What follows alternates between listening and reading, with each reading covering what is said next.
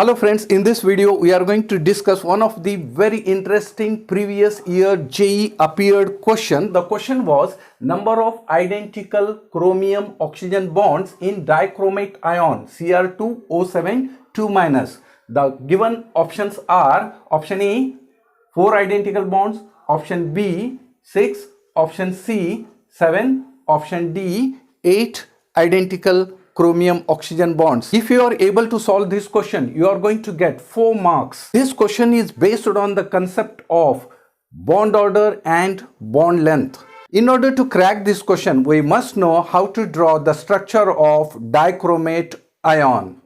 To draw the structure of dichromate ion, the first step is we have to find the central atom. What is central atom?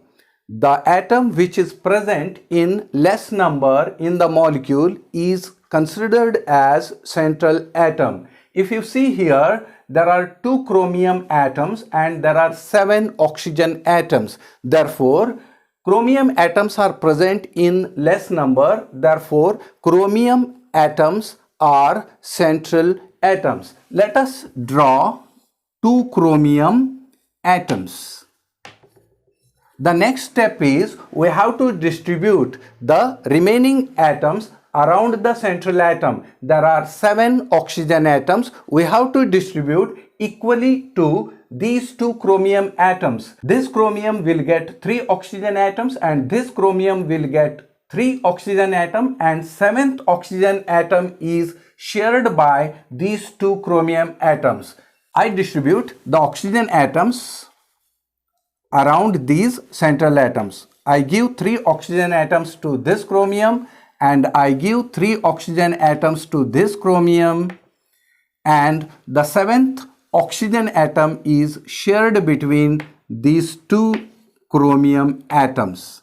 Now here we have 2 negative charges. We have to distribute 2 negative charges. One negative charge I give to this oxygen and another negative charge I give to this oxygen atom. Then we must remember that the oxygens having negative charge should be bonded to central atom with a single bond. I repeat, oxygen atoms having negative charge must be bonded to central atom with a single bond, and the oxygen atoms without any charge must be bonded to central atom with double bonds. So this oxygen is bonded to central atom with a double bond. Similarly, this oxygen atom has no charge, therefore it must be bonded to central atom with double bond, and in the same way this oxygen atom is also bonded to central atom with a double bond. This is the structure of dichromate ion. Now this negative charge, it participates in resonance. This negative charge, it converts into double bond and the double bond converts into negative charge. In the next step, this double bond converts into negative charge and this repeat. This means that all these 3 bonds, they involve in the resonance.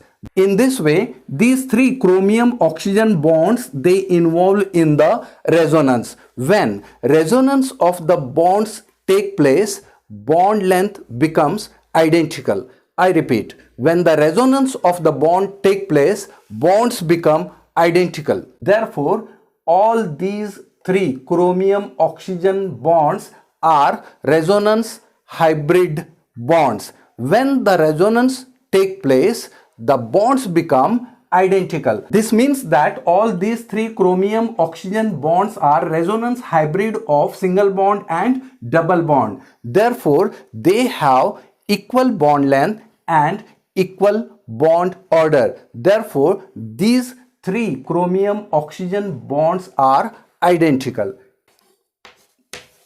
3 chromium oxygen bonds are identical this side, and same type of resonance happens here also. Therefore, these 3 chromium oxygen bonds are resonance hybrid of single bond and double bond. They have identical bond length and same bond order. Therefore, these three chromium oxygen bonds are equal. And these chromium oxygen bonds, they do not involve in the resonance, therefore they are not identical with these. Therefore, total number of identical chromium oxygen bonds are 3 plus 3, that is 6. Therefore, option B is correct answer. Now let us discuss few more very interesting questions. Find the bond order of KO2 and H2O2. These two molecules are exceptional cases. So I am discussing, now I am going to explain you how to find the bond order of such molecules. First, I give you the trick. If the molecule contains 14 electrons, its bond order is 3.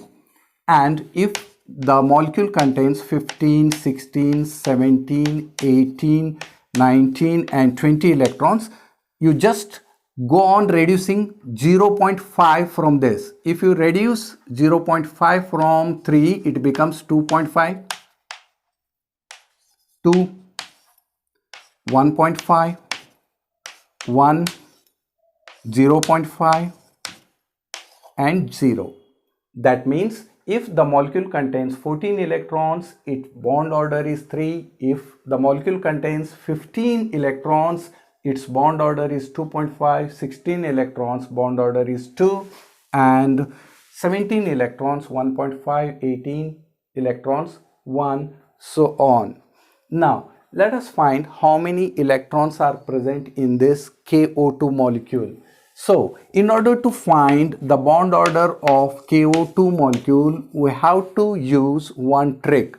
We know that potassium, that is K, it belongs to first group. That means the elements of first group, they can donate 1 electron. Therefore, this potassium K donates 1 electron to oxygen. Therefore, this becomes O2 minus. We know that oxygen atom has atomic number 8. That means atomic number 8 means it has 8 electrons. So, one oxygen atom has 8 electron, second oxygen atom also has 8 electron, and there is one extra negative charge, therefore that is 1. Total number of electrons is 17 electrons. Therefore, the bond order of KO2 molecule, 17 means bond order is 1.5. Therefore, bond order of KO2 molecule is 1.5. Now, let us find the bond order of H2O2. Here, in this molecule, hydrogen belongs to first group. So, hydrogen atom can share or donate 1 electron. Therefore, there are 2 hydrogen atoms. Therefore, they share 2 electrons to oxygen, and this O2 becomes O2 double minus. Therefore, total number of electrons present in this O2 double minus is, each oxygen atom has 8 electrons and there are 2 negative charges. That means 2 extra electrons. Therefore, total number of electron is 18. Therefore, 18 electrons means the bond order is 1. Therefore, the bond order of H2O2 is 1. In this way, we can easily find the bond order in case of exceptional cases. I hope you have understood all these concepts. Please like, share, subscribe my channel. I am thankful to YouTube and millions of YouTube viewers.